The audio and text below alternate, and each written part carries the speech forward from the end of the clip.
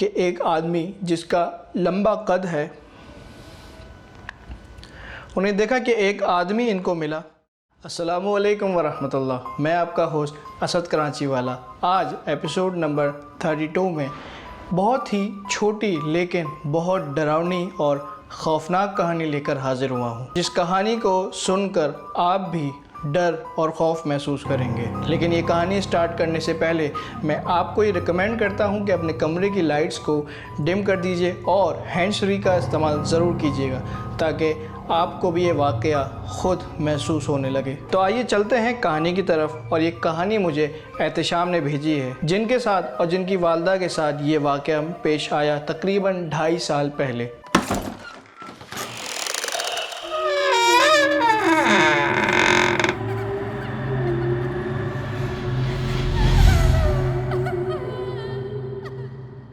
एहतशाम ये कहते हैं कि दिसंबर की सर्दियों की रातें थीं और शादियों का सीज़न था, तो हमारा भी एक शादी में जाने का इत्तफाक हुआ। घर वालों की कुछ मसरूफियत के बाइस मैं और मेरी अम्मी उस शादी में शिरकत के लिए तैयार हुए। हम लोगों ने करीम की राइड बुक की और शादी अटेंड करने के लिए निकल पड़े।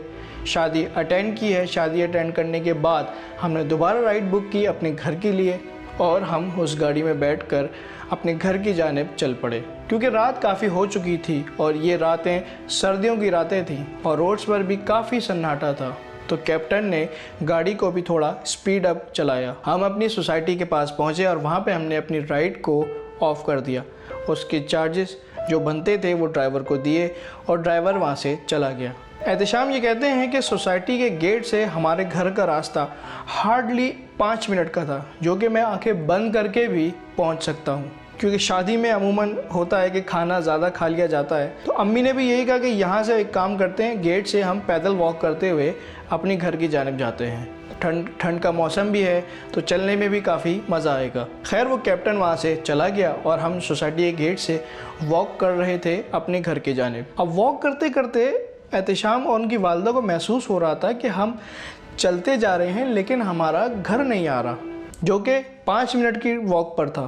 खैर 5 मिनट से 7 मिनट हुए, 8 मिनट हुए, 10 मिनट हो गए, 15 मिनट हो गए, इनका घर आके नहीं दे रहा था। उस सोसाइटी में कुछ घर अंडर कंस्ट्रक्शन भी थे और काफ़ी सारे घर आबाद भी थे। अब एहतशाम और उनकी वालदा को चलते चलते तकरीबन 20 मिनट हो चुके थे, लेकिन उनके घर का दरवाज़ा आके नहीं दे रहा था। बस वो यही समझते थे कि इस घर के बाद ही हमारा घर है, इस घर के बाद हमारा घर है। बार बार वही घर रिपीट हुए जा रहे थे, लेकिन इनका घर आकर नहीं दे रहा था। रास्ते में चलते चलते इन्होंने देखा कि एक आदमी जिसका लंबा कद है, उन्हें देखा कि एक आदमी इनको मिला। तो रास्ते में चलते चलते उनको एक आदमी नज़र आया जिसका काफ़ी लंबा कद था और काले कलर का लिबास में वो था। एहतशाम ये कह रहा है कि मैंने वो आदमी अपनी सोसाइटी में कभी भी नहीं देखा था। वो आदमी के पास से उन्होंने क्रॉस किया तो आदमी ने इनसे कहा कि आपको मदद चाहिए मेरी। तो एहतशाम ने जब उसकी शक्ल की तरफ देखा तो उसकी काफ़ी बड़ी बड़ी और डरावनी आँखें थीं और वो पलकें ब्लिंक नहीं कर रहा था, यानी पलकें झपक नहीं रहा था, बस इस अंदाज़ में बोल रहा था कि आपको मेरी मदद चाहिए।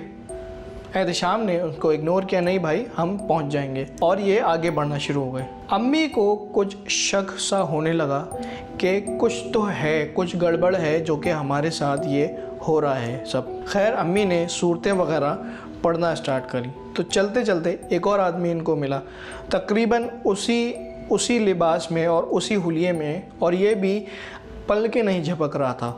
इसने भी वही सवाल पूछा कि मैं आपकी मदद कर दूं, आपको मदद चाहिए।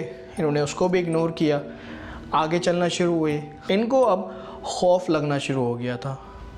ये जैसे जैसे आगे बढ़ते गए, तीसरा आदमी मिला, चौथा आदमी मिला, 5वां आदमी मिला, जो कि सब इनको मदद करने की ऑफ़र कर रहे थे। और मज़े की बात ये थी कि ये तमाम अफराद जो इनको रास्ते में मिल रहे थे, एहतशाम ने इस सोसाइटी में इनको पहले कभी नहीं देखा था। अब जैसे जैसे ये आगे बढ़ते जा रहे थे, एहतशाम और उनकी वालदा को एक बदबू सी फील हो रही थी, ऐसे फ़िज़ा में घुटन का माहौल हो और एक स्मेल आने लगी थी जो कि आहिस्ता आहिस्ता बढ़ती जा रही थी।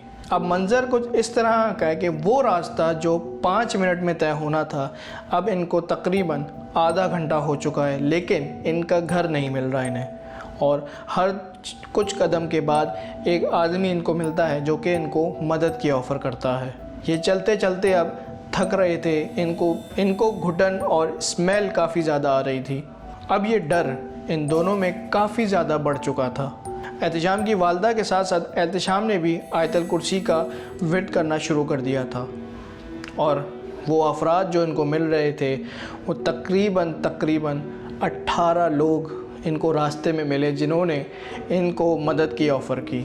अब आप ये समझ सकते हैं कि सिर्फ 5 मिनट का रास्ता अब आधा घंटे से भी ज़्यादा तवील हो चुका था, और उस रास्ते में 18 से 20 लोग इनको मिल गए थे जो कि तकरीबन सेम हुलिये के थे और अपनी पलकें नहीं झपका रहे थे और इनको मदद की ऑफ़र कर रहे थे। अब इनकी नज़र उन घरों पर पड़ी जो कि इससे पहले अंडर कंस्ट्रक्शन थे, लेकिन उसमें से एक घर जो कुछ दिनों पहले तक अभी अंडर कंस्ट्रक्शन था, लेकिन अब जब एहतिशाम की नज़र उस घर पे पड़ी तो वो फुली डेकोरेटेड और प्रॉपर तौर पे बन चुका था और उसमें फैमिली भी आबाद हो चुकी थी।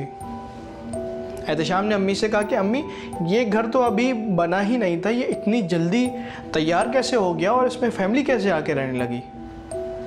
अम्मी ने कहा खामोश रहो और चलते रहो। जब वो उस घर के करीब पहुँचे तो उन्होंने देखा कि 2 लोग बाहर बैठे हुए थे और चाय पी रहे थे।